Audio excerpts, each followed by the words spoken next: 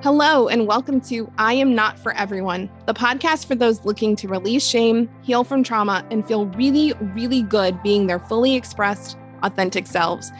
My name's Dr. Lee, and I am a doctorally prepared nurse practitioner and a certified clinical trauma professional, as well as a mom, wife, and a human being navigating the world with complex PTSD. Season 1 of this podcast came about because I was tired of spending decades living in a shame-filled, trauma-laden body and brain. And after doing a lot of work and learning how to return to a safe, grounded place in my life, I knew it was time for me to take my experience in education and use my voice to unsilence myself, to release the leftover shame, and to give others permission to do the same. On Season 2 of this podcast, I'm going to be sharing my experience in education. But even more importantly, I'm going to be bringing on some incredible guests who are going to unsilence themselves. They're going to share their own stories of trauma, shame, and their journeys to healing, resiliency, and self-acceptance. While I believe these episodes will be deeply impactful, I do want to add a disclaimer that we're going to be talking about some potentially triggering topics. So please take the invitation to pause or skip or fast forward on any episode, and to treat yourself gracefully and kindly after each time that you listen. Let's dive in.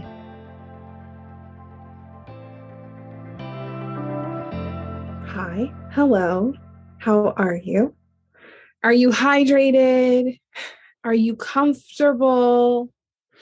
Are you in a good position? Do you need a blanket? Do you need a sweatshirt? Do you need to unbutton your pants? Because sitting in too tight clothing or not enough clothing or in uncomfortable positions is not how we roll. Not anymore, right?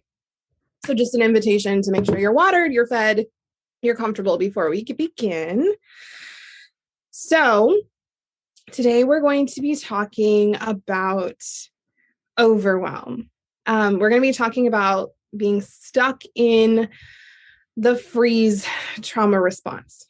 And good. People are in bed and they're jammies, they're comfortable. That's what I like to hear. So the freeze response, just a little for people who are new here, who haven't watched any of the lives before, because we've been kind of doing these in like a series stepwise fashion. The freeze trauma response is something that only happens in certain situations, only happens in response to certain criteria. Okay. So we have already chatted through the first 3 trauma responses, which you can go back and look in the group and you can search for fight, you can search for flight, and you can search for fawn. So we've talked through fight, and we talked through flight, and we've talked through fawn. And these 3, if you remember, little recap, are active states in which we are feeling threatened or something in our environment is reminding us of a past threatening experience that we were in, that we didn't process, that was stored in our body as traumatic. So either something highly traumatic is happening right now, or something that reminds us of something traumatic that we've been through before is happening. And our body with fight, flight, and fawn is going, okay, I am not helpless. I can fight this thing off with my words or with my body language, with my actual strength, right? I can run, I can flee, I can get away from this, I can escape, or I can manipulate my way out, right? Fawning is manipulation. Fawning is changing the way that this other person feels, trying to make them happy, trying to please them so that they become less of a threat, right? Mm-hmm. Now every human, by the way, goes through, when we get something threatening in front of us, our brain, our nervous system runs through this list of what can I try? And for many of us, our nervous systems have gotten so used to being in situations where we feel helpless, especially as children, where our nervous system, when it experiences a threat, very rarely goes to fight or flight or fawn. and very often drops into freeze. And so we're going to talk about what freeze is, because freeze is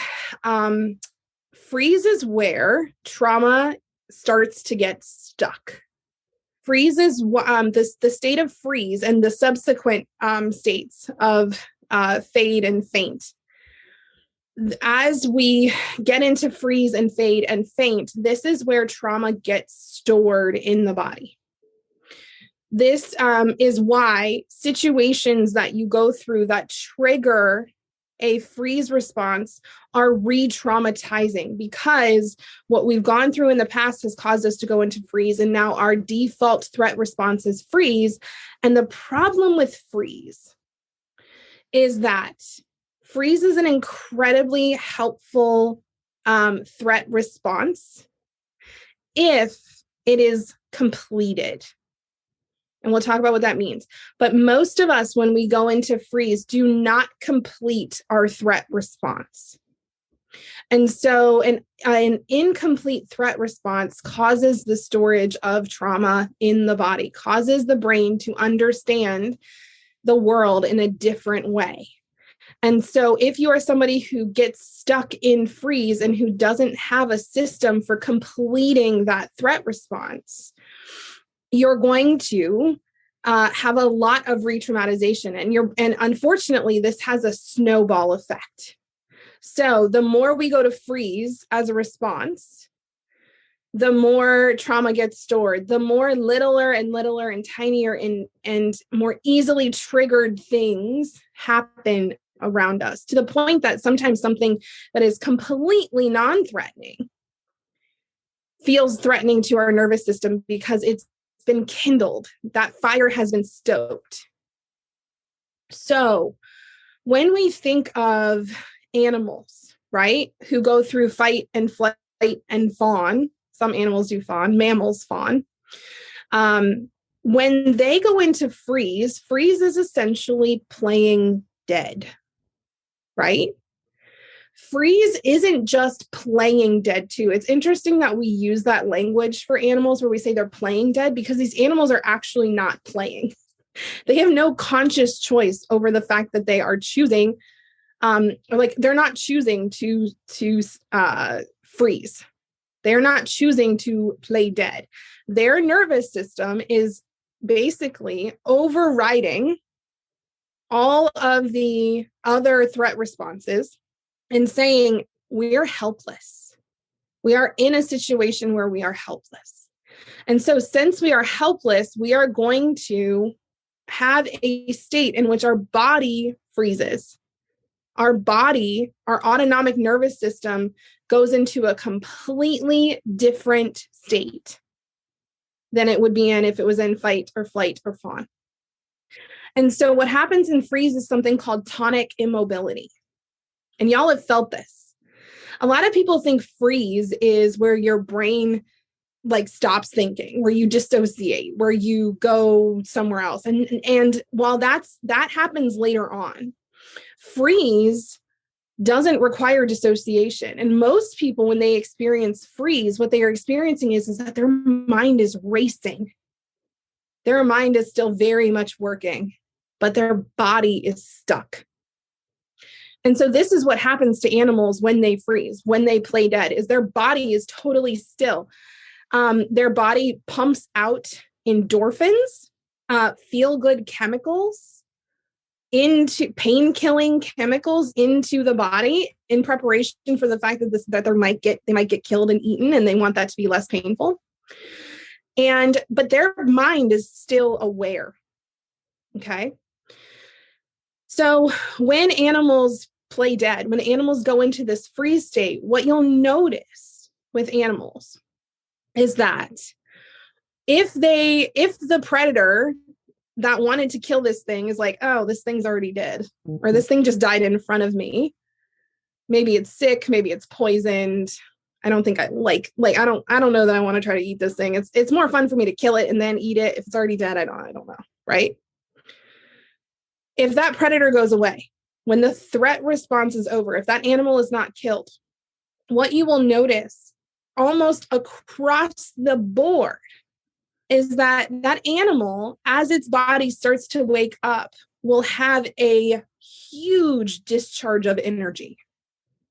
And what I mean by that is that they will shake, they will violently tremble, they will run, and they will discharge. They will rid the body of all of that energy that just got stored during that threat response, because it wasn't able to fight and use energy that way. It wasn't able to flee and run away and use energy that way. It wasn't able to fawn and manipulate and use energy that way. And so all of that energy was sitting stagnant in that body as it was frozen. The neurotransmitters, the chemicals, the hormones that were dumped into that animal's body in preparation to help it fight, flee, or fawn are still present when that animal comes out of the freeze response. And so the animal instinctually knows, the body instinctually knows, I need to discharge this out. Okay? So the interesting thing about humans is that when we are in threatening situations where we feel helpless, where we feel like we can't get away, we feel like we can't fight, we feel like we can't manipulate, and we freeze, when we come out of our freeze responses, when it's safe, when the predator, aka dad or mom or an older brother or a bully at school or someone, goes away, when the threat ends, as humans, we have been conditioned out of discharge of that emotion and those chemicals. We have been conditioned out of going through trembling, shaking, running, getting that energy out of our body. And so all of those chemicals, all of those hormones, that experience is stored in the body, is remembered by the body, because it hasn't been released. It hasn't been discharged. And the other thing that happens is that this changes the wiring. This actually, over time, getting stuck in freeze response over and over without a subsequent discharge, changes the way your body and your brain work. The parts of your brain that determine if something is a threat or not get dysfunctional. The parts of your brain that typically talk to each other in these situations start having issues communicating. And so over time, this causes some pretty significant problems. And not just from a physiological and neurological standpoint, but also thinking about this from a learned helplessness standpoint. If anyone had to take a sociology or a psychology course in high school or in college, you may have heard of this, learned helplessness, right? Up until, not very long ago, we thought that brains were like, they were fixed. Like it's the term, old dogs can't learn new tricks. You can't teach an old dog new tricks, right? We thought that when you learned things, that was how it was. And so we thought that humans who had gone through experiences like this, that were helpless, that displayed signs of feeling like they were helpless, were stuck. We thought that that wasn't something we could change. And this did a huge disservice to a lot of populations, And what we know now is that our brain has the capability for neuroplasticity, meaning the ability to intentionally, as humans, we can intentionally cause neural connections between neurons and cells to die, to like be cut off, to be pruned is the term we use, and we can create new neuronal connections. So this is reprogramming of the mind, reprogramming of the brain. And what people who experience learned helplessness simply have had neuronal connections made around the fact that they've gone into freeze response often. And so they've learned the way to survive is to be helpless. And to add insult to injury here, people who experience learned helplessness at an early age, people who experience trauma where they truly were helpless, right? They were pinned in a car.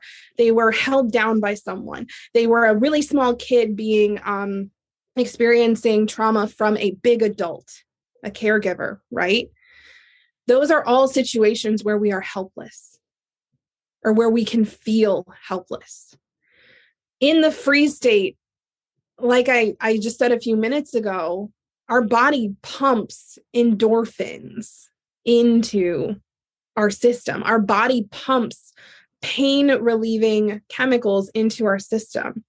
And so for a lot of us who have experienced significant trauma, the freeze response actually starts to feel good. The body gets, I don't want to use the word addicted, but the body begins to expect those feel-good hormones as a result of traumatic situations. And so healing trauma, discharging trauma, working this through the body, starting to think about things in different ways, moving out of what we might quote unquote call victimhood or a learned helplessness mentality. I'm stuck here. I can't do anything about this. This is just how my life is. The reason it is so hard to get out of those states sometimes is because they actually feel good. And so when we can approach people who have a fixed mindset, this is who I am, this is how I am, this is my character, right? When we approach people who have learned helplessness, I can't do anything about this, I'm stuck here. And when we approach people who oftentimes really don't advocate for themselves or who continue to participate in behaviors that aren't helpful to them from a place of trauma, we can experience and feel so much more compassion for that, knowing that it actually probably feels very, very uncomfortable and possibly even, for lack of a better word, bad. It feels painful to come out of that state. So let's talk about what freeze actually looks like in your life, right? Have you ever had one of those moments where you're sitting and you're scrolling on social media and your brain is just like going and going and going? And it's like, hey, we need to get up and do these things. I actually had this happen to me yesterday. I was sitting here in the middle of like a chunk of 4 hours of calls, and they were all pretty intense. I was holding space for some really big space for some people.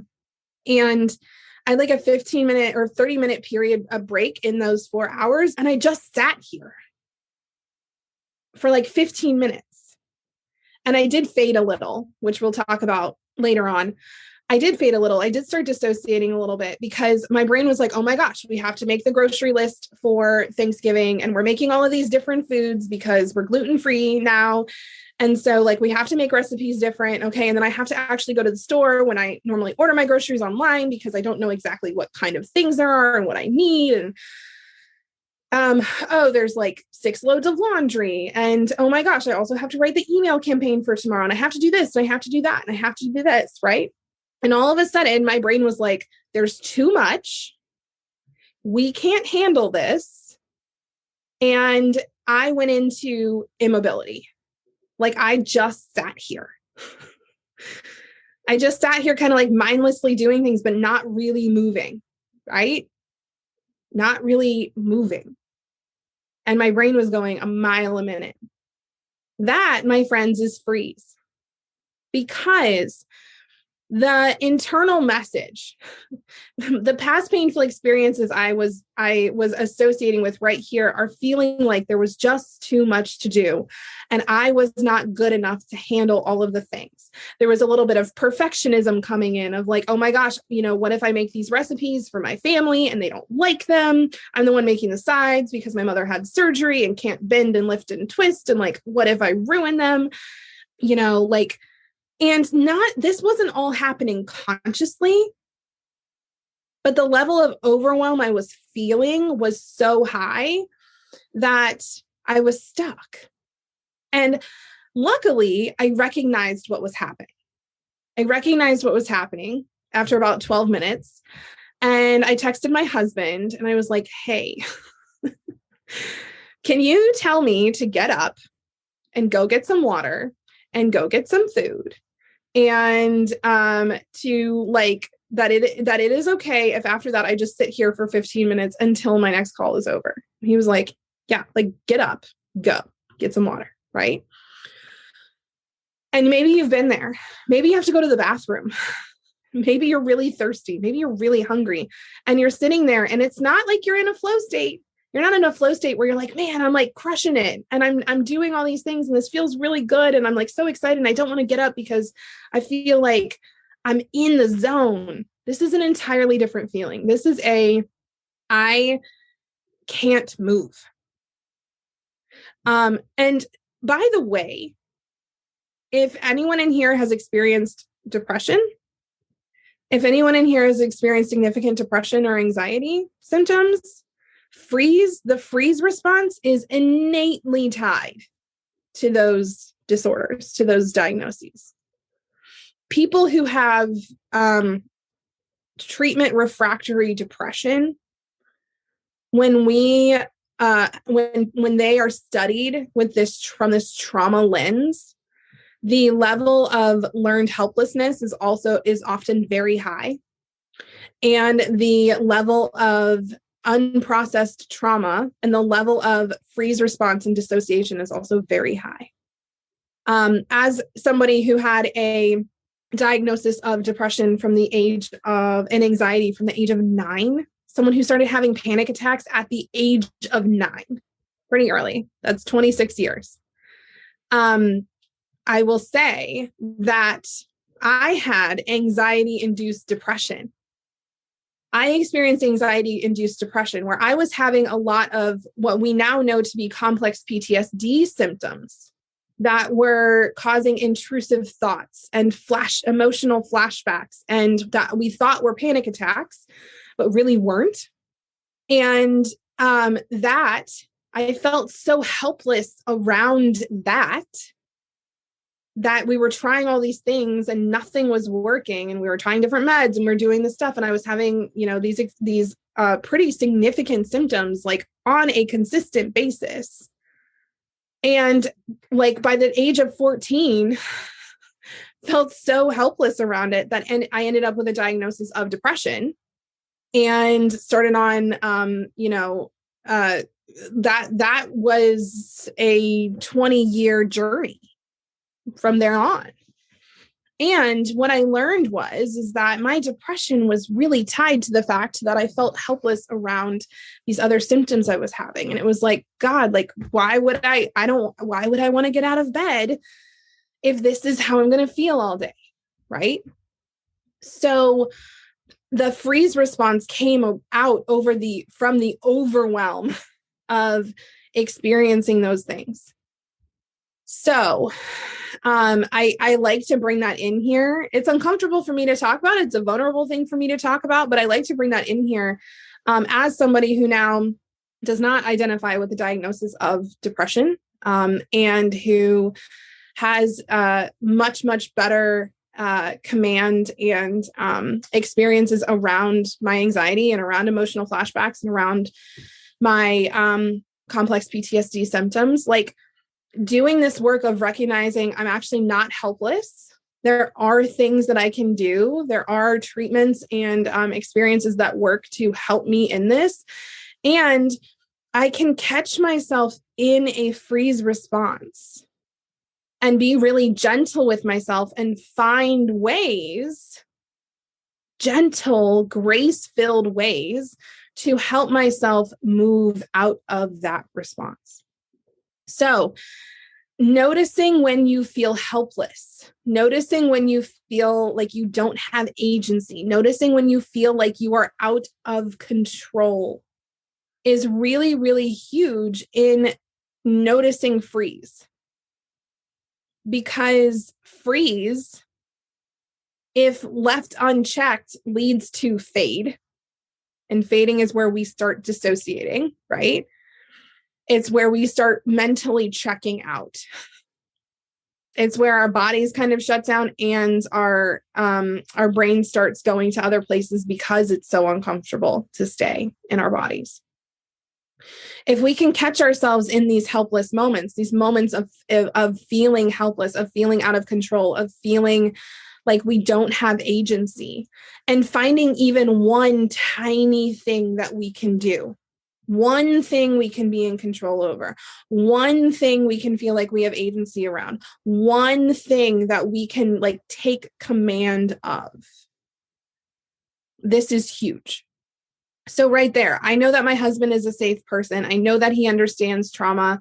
I know that he understands the freeze response. And so I can text him and be like, help me move.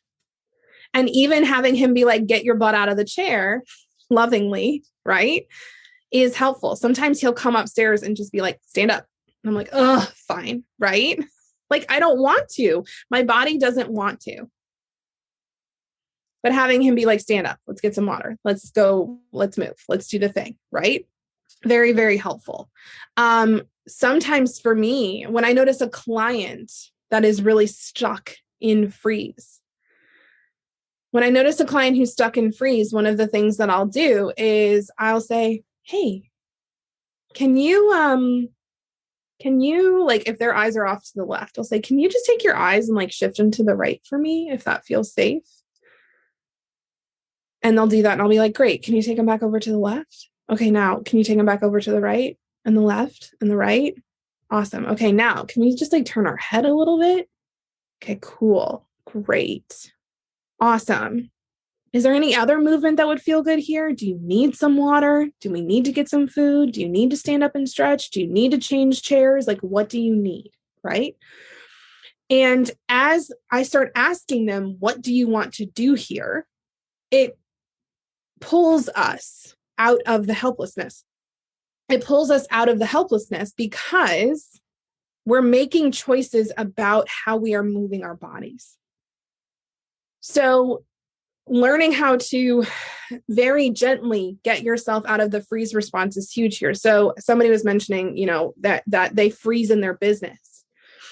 Maybe the thing that you do, if you notice that you freeze in your business or you dissociate around your business, meaning that like you open your computer to work on work and then end up on Facebook for an hour or Instagram for an hour or watching cute puppy videos for an hour or doing other things that aren't actually what you meant to do. Again, it comes to grace and noticing like, where am I feeling helpless in my business? What is feeling helpless around this? So with the grocery store, I recognize like, oh, there's a lot of things that I'm feeling a good amount of anxiety around. Like, I feel like I'm going to screw this up. I feel like I'm not going to do this right. Right? Okay. So I'm feeling a little helpless around this. I'm feeling like I don't have control around this. Okay. So what would help me have control? Well, let me like sit down and actually just like pull up the recipes and see if these are things that feel feasible for me to make. Let me make sure that I'm not biting off more than I can chew. Let me see if my husband and my kids want to help me cook, right? Little tiny things. So in my business, if I'm doing that, it's like, okay, what if I just sit down and I'm having trouble writing this post or like getting a chapter done on my book or whatever. So what if I just sit down and let my hands type on the keys for 5 minutes? For 5 minutes. And if nothing good comes out, it's total junk, or I don't feel motivated to keep going, I can stop. Right? I use the around the freeze. I use the 5-minute rule a lot. It's basically hey, you are fully in control here. We're going to do this thing that we want, that we think is good for us, that we know might not feel great to begin with, that we're feeling stuck in resistance around. And we only have to do it for 5 minutes. If we decide we want to do it for longer, fantastic. But if we decide that we want to be done, we can be done. And start to see how doing these tiny things where you can be in control, where you can be in command. I'm going to write one sentence of a post. I'm thinking of like my nurse practitioner days where I would have I'd have 12 notes to write, right? And I'd feel completely overwhelmed. And part of me would want to flee and part of me would just feel really stuck. Okay, like let's pick the easiest note. Do we want to pick the easiest note or do we want to pick the hardest note to write first? The most complicated or the simplest? Okay, I think I want to get the most complicated one out of the way. All right, let's do that. Or, you know what? I want to write all of my assessment and plans. I want to write out all of my, like, what I'm going to do for each and every patient. And I'm going to do that first and get all 12 of those notes, like those parts of the notes written. And then I'm going to go back and fill in the rest of the information, right? A lot of times we're telling ourselves that we have to do something in a very specific way. And that specific way we feel helpless around, or we feel like we're not good at, or we feel like we don't have agency. And so giving ourselves a different creative way of doing the thing where we do feel like we have control, where we do feel empowered, can be really huge here. Really huge here. So that's in the moment of freeze. And I think we get to have a conversation with the rest of the time here around, and I should say, you are, as you start to do this, as you start to pull yourself out of freeze, as you start to come up with techniques and tactics to pull yourself out of freeze, and you're gentle with yourself and you're graceful with yourself, this is reparenting. You're reparenting yourself. You're setting limits and boundaries and also giving yourself nurturing around the places that you probably didn't, receive that, which is why freeze is here. So those, recognizing that the feel-good chemicals that are getting released in that make it easier to stay stuck, just know that as you move and as you start to move those chemicals through, you're going to create new associations. You're going to create new neural connections, and it's actually going to start feeling pleasurable. It's actually going to start feeling good to get out of freeze, to get into empowered motion, right? And by the way, motion's not always like motion. Motion's not always productivity. Motion's not always, oh, I'm going to get up and go do the things. Sometimes when your brain is feeling really overwhelmed and you're feeling helpless, it's because your physical needs are not met. It's because you haven't had water. It's because you haven't eaten. It's because you're not sleeping well. It's because you need rest. And so getting into motion doesn't necessarily mean that you go do all the things and be superwoman and crush your to-do list. It can also mean, wow, I'm feeling really overwhelmed because I'm really tired. And I'm going to go take a nap. And then once the nap is done, I'm going to check in and say, okay, how do we want to do this thing? Right? So sometimes you actually need to get out of tonic immobility and get into intentional immobility, right? Which is sleep or rest or laying down.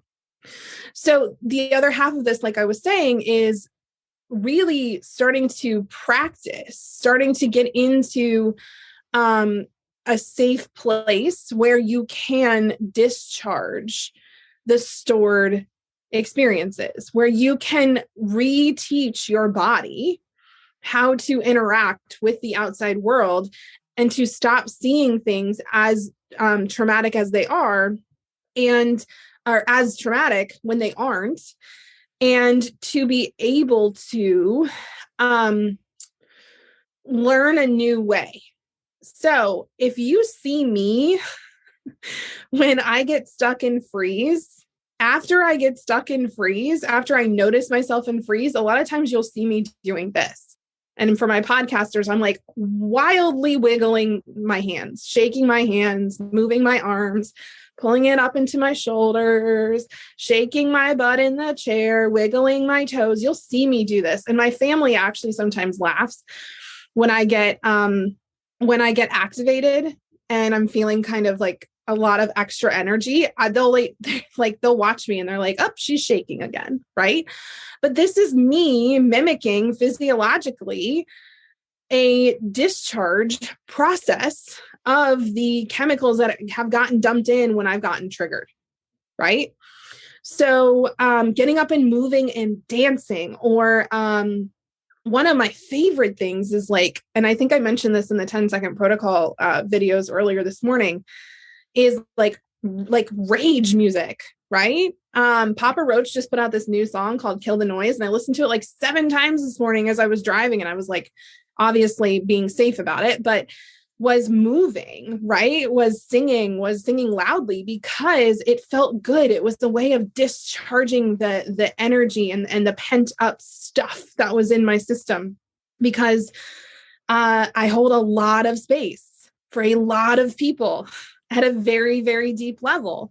And as good as I am and as boundaried as I am of not taking on other people's stuff as my own, that stuff still sticks sometimes. And so having a way to move that through, having a way to have things that feel triggering and activating and move those through with movement, with breath, with sound is really, really huge, because I'm not only making sure that I'm not storing what is happening to me in this moment, but what I'm also doing is repatterning my body and my brain so it starts to feel safe, releasing some of the stuff that we've already stored.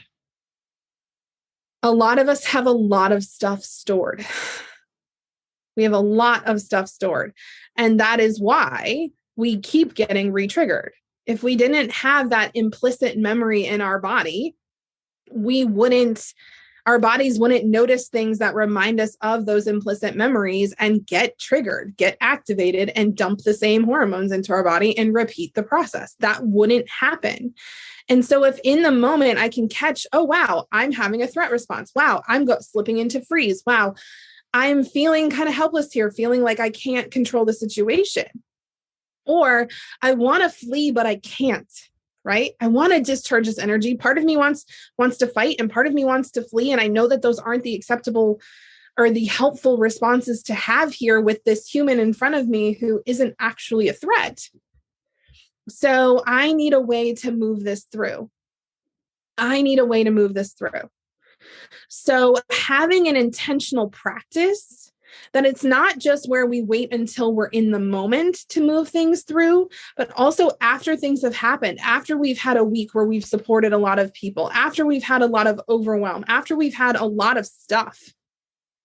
There's a reason we're doing the 10-second protocol over the holidays, y'all. There's a reason why our trip certification starts in the beginning of the year and not now, is because y'all are going through it right now. It's the end of the year. It's the holiday season. We are having lots of procedural and implicit memory from last year at this time and how stressful it was 2 years ago around this time and how stressful it was that things were really starting to, in the world, were starting to happen from a pandemic standpoint. And so it makes the reason why we are doing the 10-second protocol right now and practicing doing this as a group, the reason why the trip certification is starting now is because we want you to have resources and tools and ways to learn how to get out of overwhelm, how to not get stuck in the freeze response, how to complete the discharge process. Right? Which, by the way, if you're still having a hard time envisioning this, if anyone has ever watched a woman have a baby, if anyone has ever watched somebody with a uterus have a baby, right after they have that baby, having a baby is a pretty traumatic experience. Could be, right? Having a baby, there is a lot of threat around that. You are completely vulnerable. Thinking about not just having a baby in the hospital setting, but how we used to have babies. Oftentimes you're on your own. You are like naked. You are completely exposed. You are completely out of control of what's happening to your body. It's incredibly painful, right? There's a lot going on. And most women, if you watch them after they have the baby, they will have this complete body experience where they cannot stop shaking. I had it with both of my kids, or both of my pregnancies, I should say.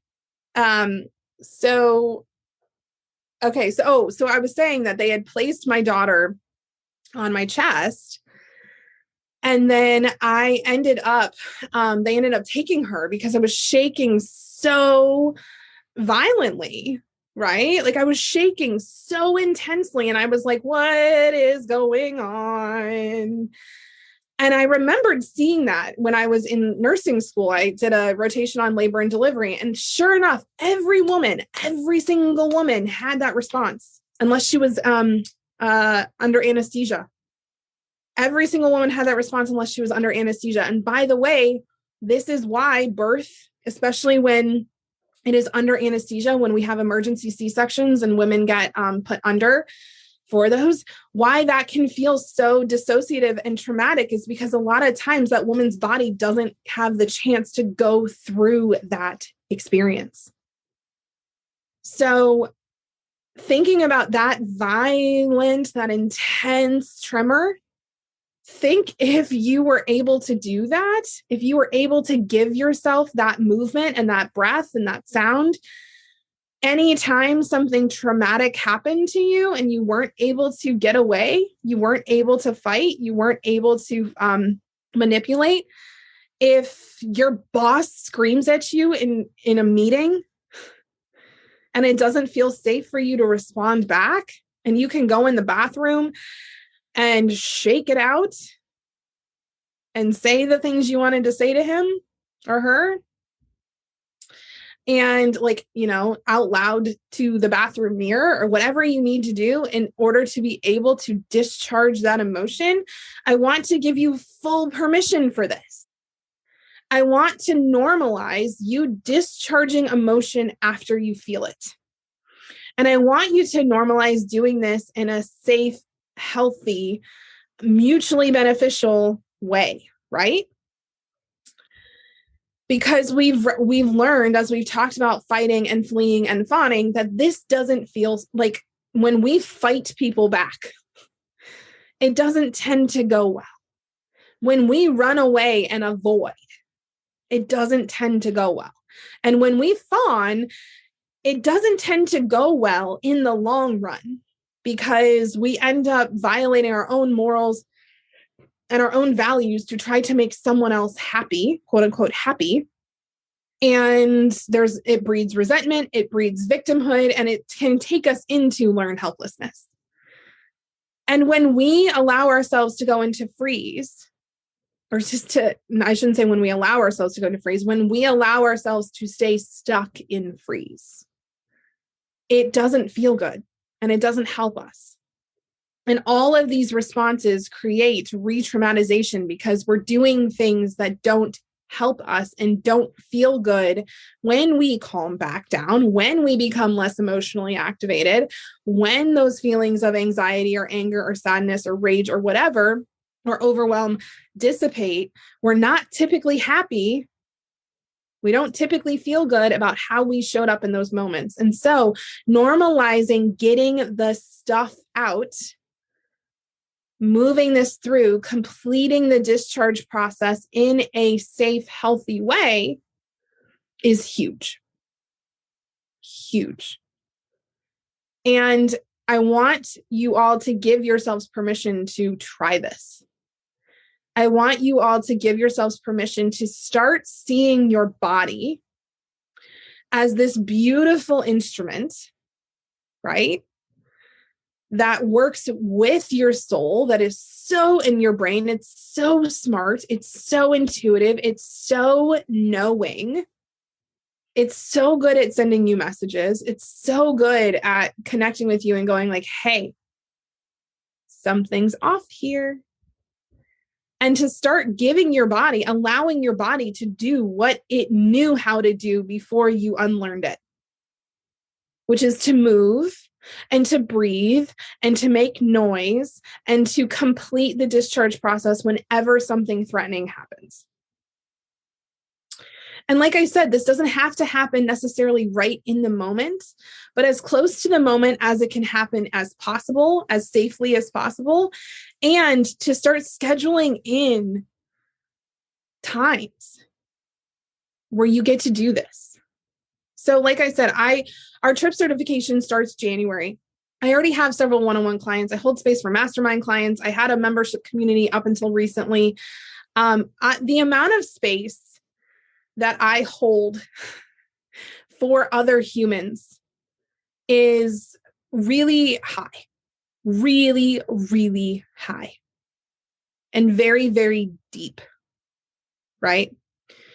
The capacity that I am required based on the things that the way I want to show up in this world, the way that I want to work, the ability to hold hundreds of people at a time at a deep and high level, to give them a space to safely experience their emotions, to give them a space to safely process through what's going on, to give them a space where they can learn about distressing things and tell me distressing things.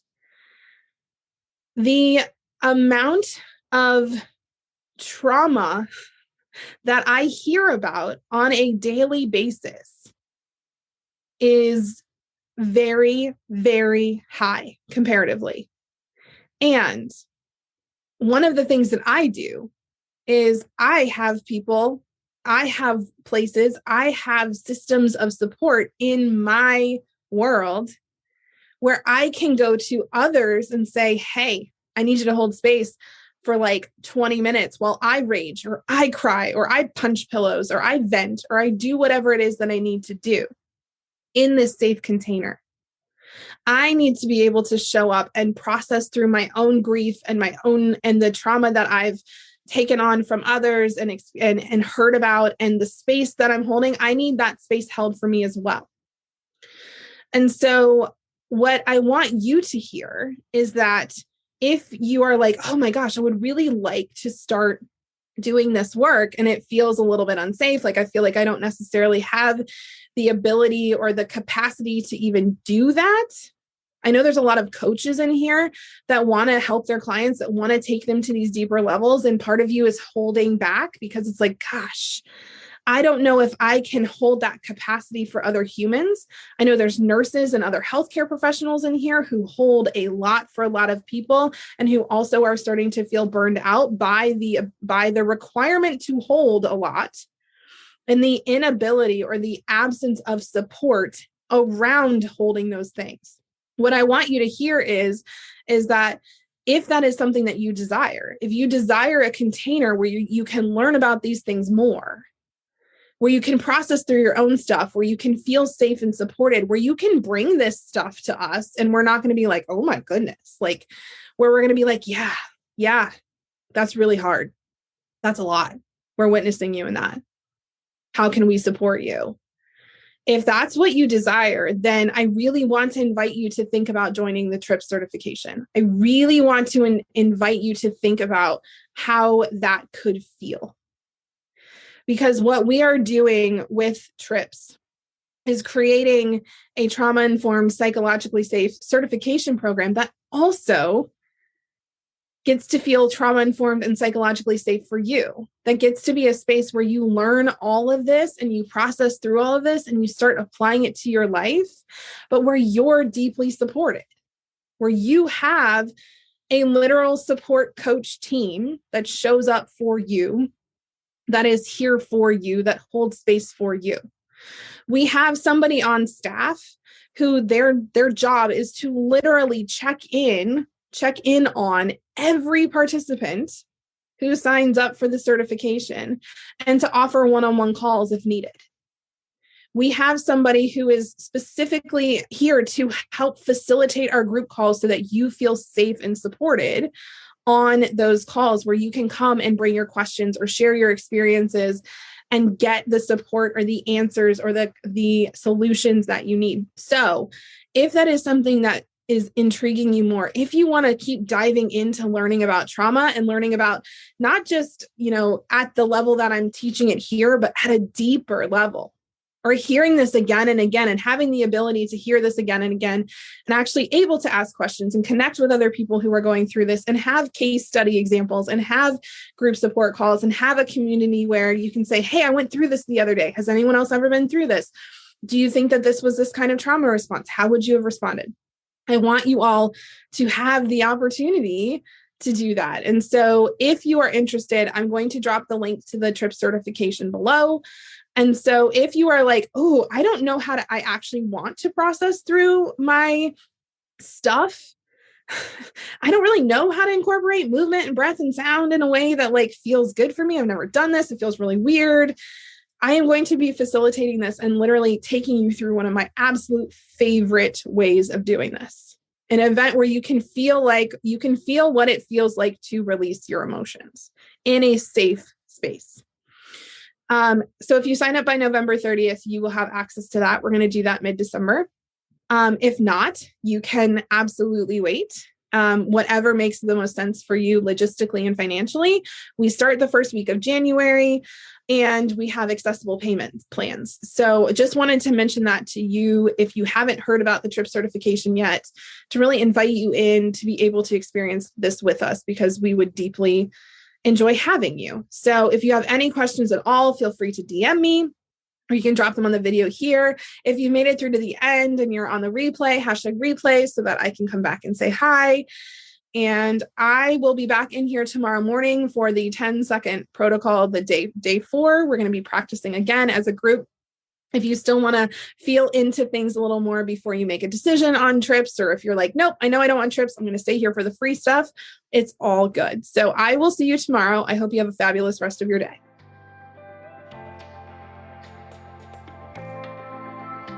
Thank you so much for listening to today's episode. If you're interested in learning more about how you can help yourself and others release shame, heal from trauma, and create healthier, safer, more mutually beneficial relationships, I want to invite you to head to our website, institutefortrauma.com. At institutefortrauma.com, you'll find free resources, be able to connect to our free online community, and view our courses and trainings, including our foundational trauma-informed, psychologically safe certification, aka the TRIP certification. Head to institutefortrauma.com today to learn more.